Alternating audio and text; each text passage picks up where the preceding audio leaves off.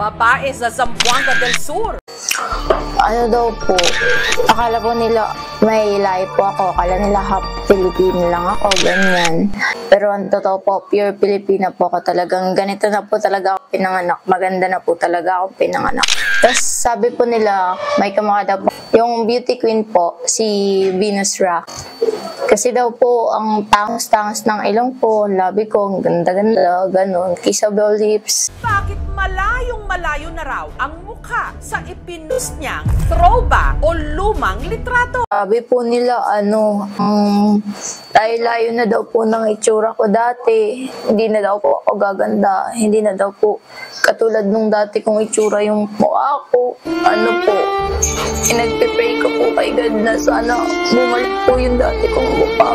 Na sana gumanda po ulit ako. Yung pang Miss Universe po ulit na mukha.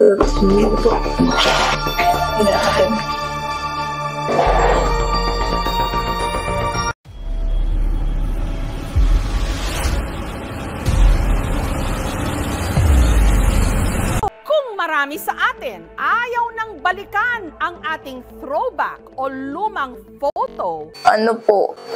Nagpipray ko po kay God na sana bumalik po yung dati kong mukha. Na sana gumanda po ulit ako.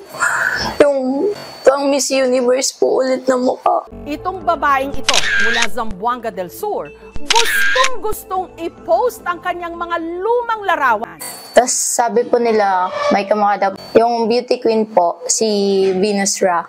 Ayun, beauty queen pala siya. Pero siya'y inintriga.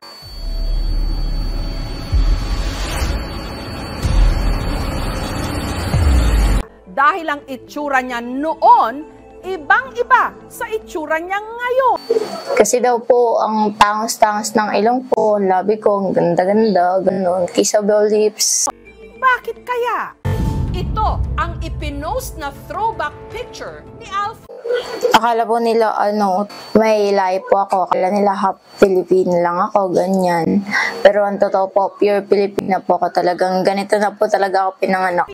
Ang face card o mukha ni Alfie, on point. Matangos ang ilong, mapupungay ang mga mata.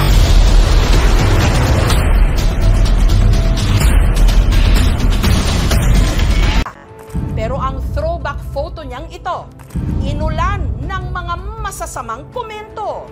Bakit mukha kang kurong-kurong? Aray ko. Kung totoo yan, bakit ang pangit sa personal?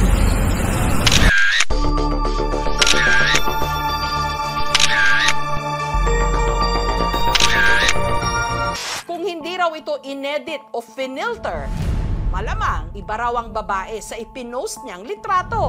Sabi po nila, ang layo na daw po ng itsura ko dati. Hindi na daw po ako gaganda. Hindi na daw po katulad nung dati kong itsura yung mukha ko. Ito kasi si Alfie ngayon.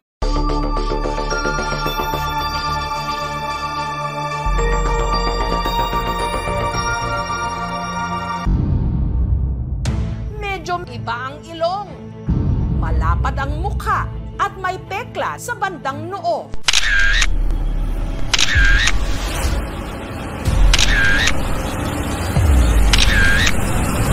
Picture nga ba ng ibang babae ang kanyang ginamit pang throwback?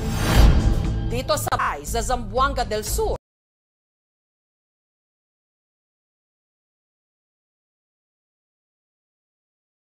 Sabi po nila, ang layo na daw po ng itsura ko dati.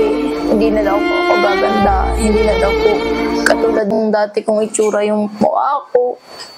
Naka-face to face ng aming team si Alfie, babae sa kanyang throwback photo. At siya, iisa. Yung mga picture ko dati, kita nyo naman, nakita nyo din dyan, ang ganda ng kilay ko kasi bagong item ng ate ko. Tapos ayan, ang tangos-tangos din ng ilong ko diyan. Ayun, nagmo-modeling ako dati. Ano niya naman kung gaano ko kaganda. Tapos kayo mukha na akong wala na.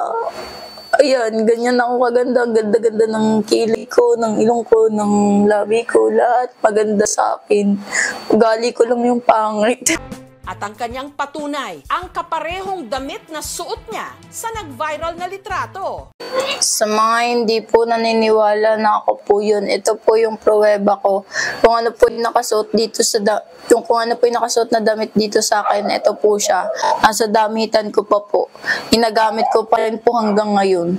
Ayan po oh. Pero kung totoong hindi edited at hindi rin nakaw ang kanyang litrato, Nagpe-pray ko po kay God na sana bumalik po yung dati kong mukha. Na sana gumanda po ulit ako. Yung pang Miss Universe po ulit na mukha. paanong parang malayo ito sa itsura niya ngayon? Maganda raw talaga dati ang kanyang mukha. Akala po nila tawag dito. May lahi po ako. Akala nila half Filipino lang ako, ganyan. Pero ang totoo po, pure Filipina po ako talagang. Ganito na po talaga ako pinanganak. Maganda na po talaga ako pinanganak. Tapos sabi po nila, may kamukha daw po kang artista.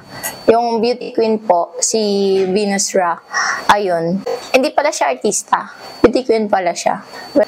Kasi daw po, ang tangos-tangos ng ilong po, labi ko, ang ganda-ganda, ganun. Kissable lips. Si Alfie, supervisor noon, tindahan sa Cebu. Doon niya nakilala ang kanyang nobyo na itago natin sa pangalang Bernadette. May may nakilala po ko dahil po dun sa kaibigan ko, pinakilala po sa akin ng kaibigan ko. Ayun po, naging ko po siya. Photographer po siya. Tapos, naging kami po, kakilala po kami sa, sa circle of friends lang din po. Nanligaw siya sa akin, tapos sinagot ko din dahil, ayun, na-inlove ako eh. Pogi kasi, gwapo talaga niya, as in, super. Taong 2019, magkasama pa raw nilang sinalubong ang bagong taon. Tapos, nagpunta kasi kami sa kamag-anak niya para doon mag-New Year. Nagmotor kami noon. Habang sila'y pauwi, ang sinakyan nilang motorsiklo